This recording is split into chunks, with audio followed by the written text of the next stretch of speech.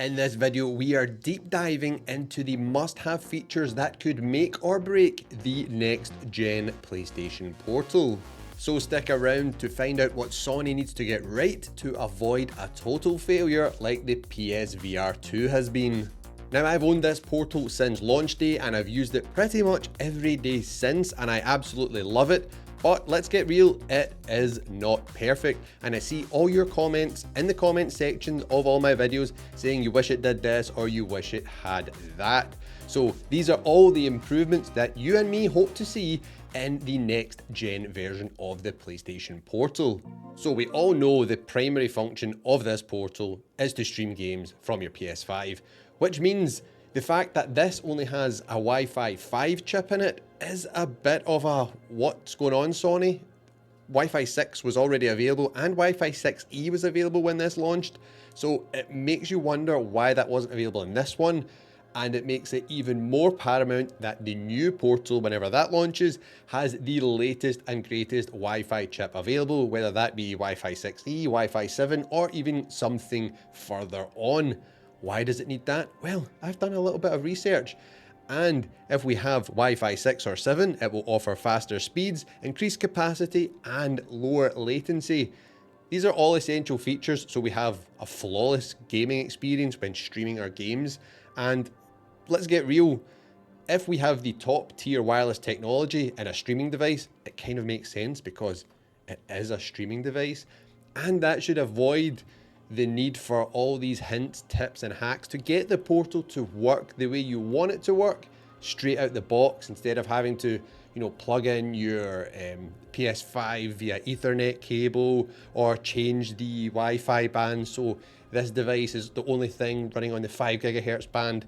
If we have the best Wi-Fi available, that should hopefully help eradicate that, and I think that is going to be huge for a device which is all about streaming games. It just makes sense, and I think, let's get real, it's a bit of an oversight by Sony only having Wi-Fi 5 in this, but maybe they were just testing the waters, not sure how it was going to sell, and it's done really well. So for PS Portal 2 or PS Portal Pro, it's full steam ahead with the best wireless technology, please Sony. And let me know in the comments, what do you think the next gen Portal will be called? Will it be the Portal Pro or the Portal 2? Let me know down below in the comments.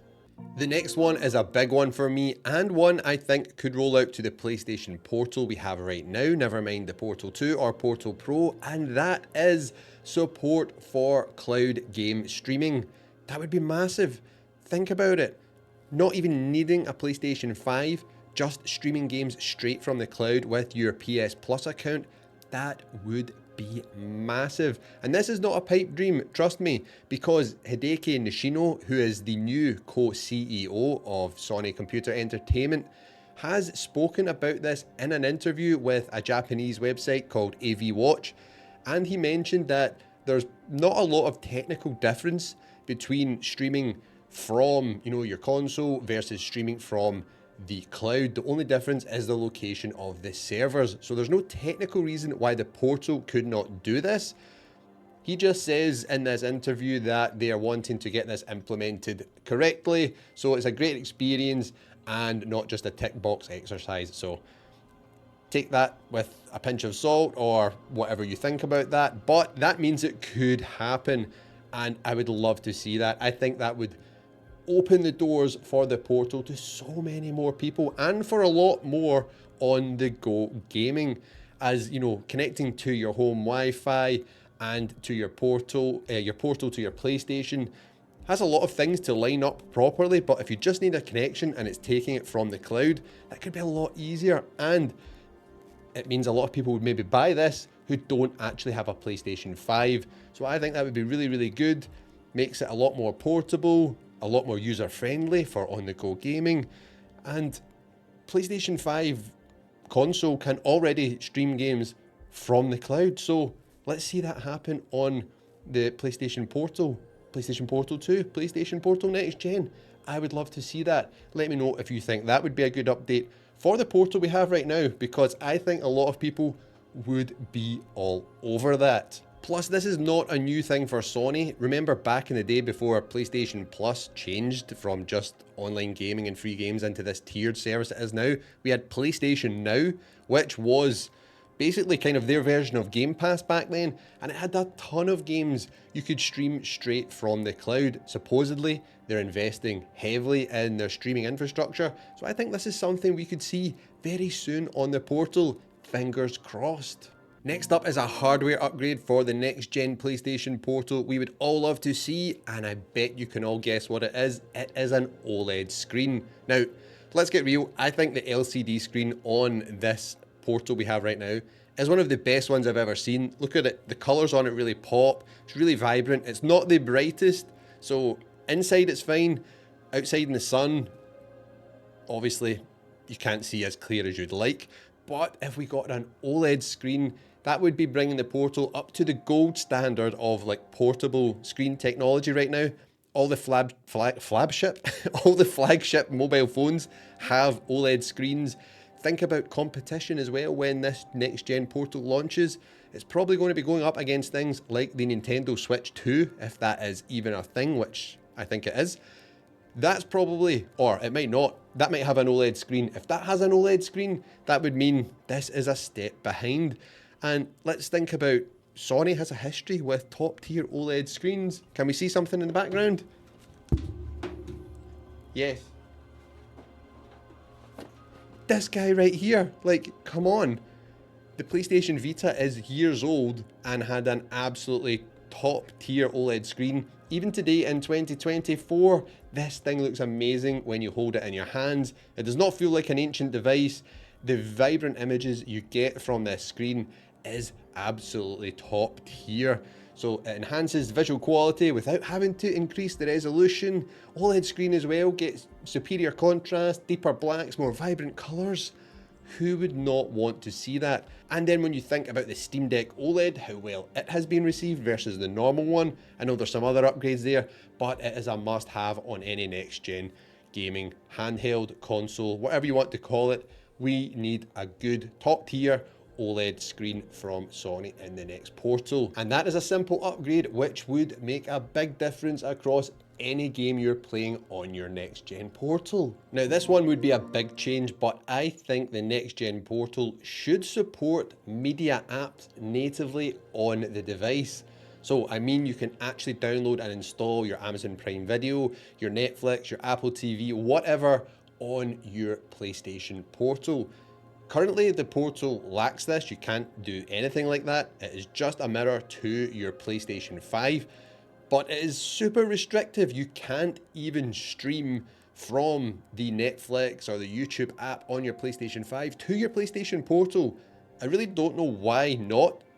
There's no reason technically it can't do this. I assume it's some sort of licensing type thing, but surely this could be sorted out. But the fact that if you could have the apps natively on there, it would just make for a much better experience, because let's get real, you could be sitting chilling on the sofa, your family, your partner is using the TV, watching whatever, you're playing, a little bit of Final Fantasy or whatever, and then you decide, I want to watch the next episode of The Boys or something. You could just flip over on your portal and then watch that there.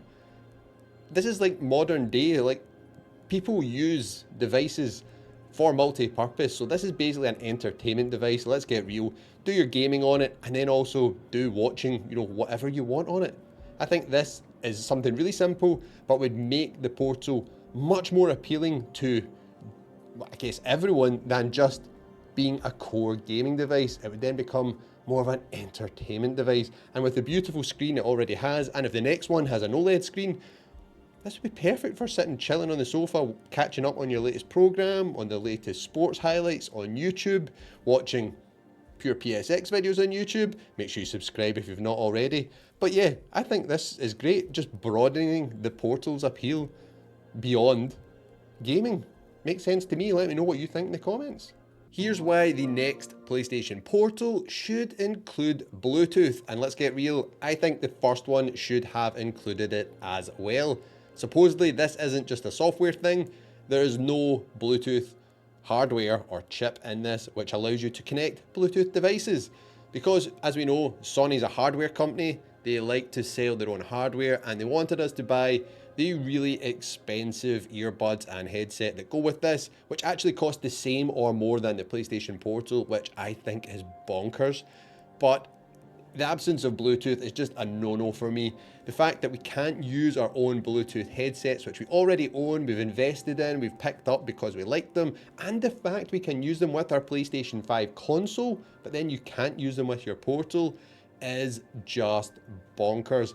It's something they need to change so that then you can use your preferred headset. You don't need to go and buy one of these Sony ones, and also enhances your comfort. You've got ones you're used to, which you like. You don't need to buy an additional piece of hardware to use it with the Portal.